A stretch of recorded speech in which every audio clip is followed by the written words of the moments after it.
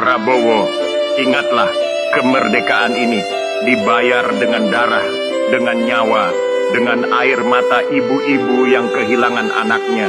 Pemimpin bukanlah singgasana, bukan mahkota. Pemimpin adalah pengorbanan. Ia rela hancur asal rakyatnya hidup mulia. Aku dan kawan-kawan telah merobek rantai penjajahan. Kini Prabowo, rantai itu aku titipkan padamu. Jangan biarkan ia membelit lagi bangsa ini. Setialah pada rakyat, maka Indonesia akan abadi merdeka.